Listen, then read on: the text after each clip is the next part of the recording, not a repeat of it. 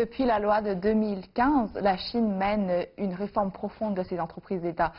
Quels sont les progrès qui ont été réalisés selon vous et quelles seront les prochaines étapes? Ce qui est important dans les réformes qui ont été faites en 2015, c'est l'idée de davantage d'autonomie, d'introduire un mode de gestion d'entreprises calé sur les entreprises privées, c'est-à-dire des conseils d'administration, la responsabilisation des dirigeants, le fait que effectivement les entreprises publiques vont avoir comme référence non pas l'emploi, non pas telle ou telle capacité à satisfaire les exigences des dirigeants locaux, mais véritablement l'efficacité, la dynamique de productivité, la dynamique de création de richesse.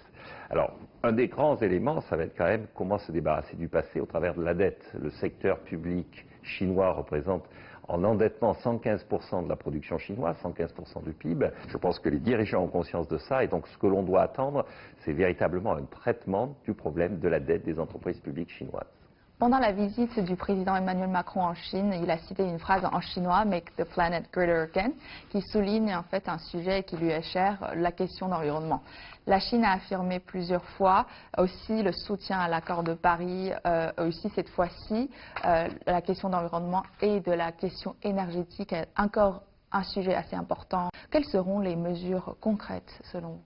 Alors, je crois que c'est un des enjeux fondamentaux et vous parlez du président Emmanuel Macron, pour les Français, c'est effectivement un des points sensibles dans les rapports avec la Chine, car la Chine utilise encore beaucoup de charbon et elle avait commencé à diminuer sa dépendance du charbon dans les années 2010-2015 et puis là, en 2017, de nouveau, la consommation de charbon a réaugmenté en Chine.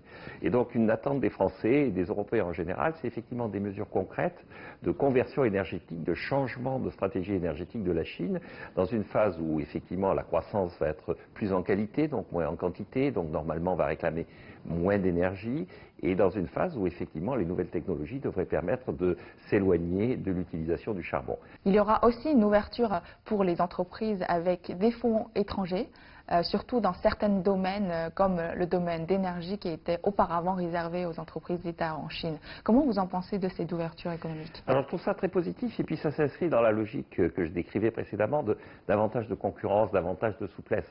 On voit bien que les secteurs qui vont être les plus impactés, les plus concernés sont des secteurs qui sont encore en monopole, assez souvent gérés par des entreprises publiques et qui sont enfermés dans une forme de routine, dans une forme de confort à la fois matériel et intellectuel. En faisant venir des entreprises étrangères, on fait venir des concurrents et on oblige ces entreprises à se remettre en question, à raisonner de façon plus efficace, à raisonner en termes de profitabilité et non pas uniquement en termes de conservation de l'existant. Donc c'est un moyen d'utiliser habilement la concurrence pour là aussi dynamiser le secteur, notamment énergétique.